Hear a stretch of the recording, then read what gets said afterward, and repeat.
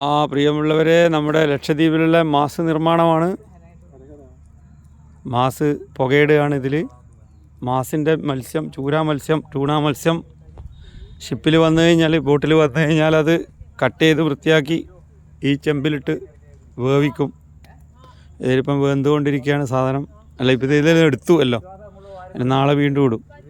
അതിൽ കുറച്ച് ഉപ്പ് ഇടും, കടൽ വെള്ളം ഇട്ട് അതിലാണ് വേവിക്കുന്നത്. എന്നിട്ട് ഇവിടെ ഇട്ട് പുകയിട്ട്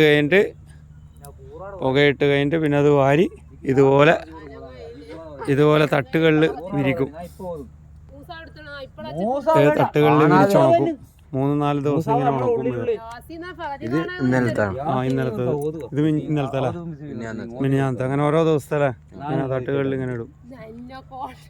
ഇവരൊക്കെയാണ് ഈ ആസ്ഥാന നായകന്മാരായ ഇവരൊക്കെ. 3ാം ക്ലാസ് 9ാം ക്ലാസ്സിലും അന്ന് തൊട്ട് നാക്കുവാൻ ഇതാണ് നമ്മുടെ നാട്ടിൽ മാസ്ക് എന്നിട്ട് വാങ്ങിച്ച് ഉപയോഗിക്കുന്നത്. 39 വയസ്സ്